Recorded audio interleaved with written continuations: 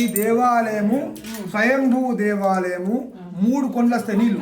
అదో తూర్పున, ఈ ఉత్తరము, ఈ పశ్చిమ కొండల్లో 3 గంగలు ఉత్పన్నమయ్యి త్రికాల నేత్రులై 24 గంటలు 365 రోజులు ఎల్లకాలం కూడా స్వామిని సేవించే శక్తి. బుగ్గ అంటే బుడబుడ బుడబుడ అని పొంగిపడేదే బుగ్గ.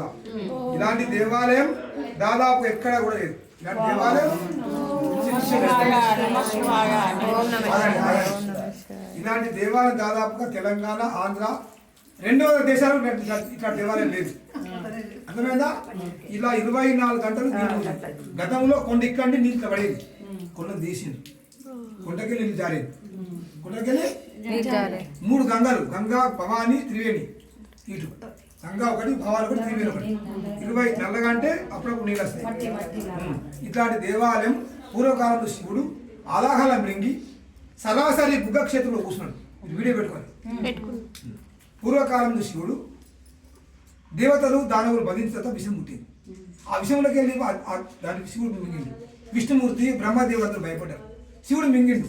ఆయన మంట దిగి మింగిన తర్వాత అదే సమయంలో ఋషీశ్వరుడు తపస్సు చేస్తాను. శంకర రావయ్యను పశుపతీశ్వర మంగళం నీలకంఠ మంగళం అని స్వామి సూత్రం చేశాడు.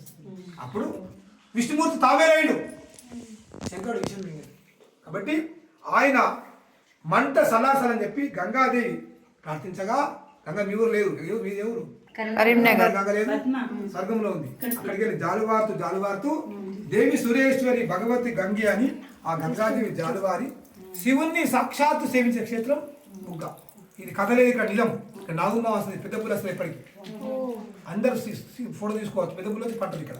అంటే అంత సత్యమైన దేవాలయం, 24 గంటలు పవిత్రమైన దేవాలయం. ఎందుకోసం అంటే మీరు అందరూ అన్నం తిన్నా పవిత్రమే, ఇంకేం తిన్నప్పటికీ పవిత్రమే. ఎందుకు పవిత్రమవుతాను? గంగ పడితే గంగ మునుగుతే పుణ్యం, గంగ తాగుతే పుణ్యం, గంగ తాగుతే పుణ్యం, గంగలో మునుగుతే కూడా పుణ్యమే, దాన్ని ముట్టుకుంటే కూడా పుణ్యం. కాబట్టి గంగ ఎక్కడ తాకినా పవిత్రమైంది గంగ. ఇప్పుడు గంగతో మీ అందరు పవిత్రమైంది. ఈ దేవాలయం ఎందుకు రాసినాయి అంటే గంగ ఉంది కాబట్టి మీ అందరు కలవడం చేస్తారు. అర్థమైందా? గంగ ఉంటాన్ని గంగ ముట్లు సాఫ్ అవుతుంది, మంచి అవుతుంది, సమస్తం కూడా శుద్ధి అవుతుంది. కాబట్టి గంగలు కలిగిన దేవాలయం. ఎన్ని గంగలు?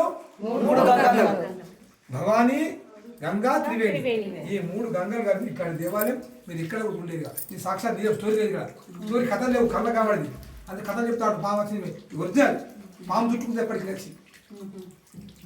మా తాత నాడు 20 మంది వెళ్ళిపోయాడు. అంటే 2000 ఏళ్ళ కిందది. ఇప్పటిది మా తాతకు 70, మా అయ్యకు 70, నాకు 50, ఇట్లా కంటిన్యూ చేస్తా అంటే 25 మంది వెళ్ళిపోయారు. అర్థమైందా? ఇది చరిత్ర. దీని పేరు ఏంటిది? బుగ్గ అంటే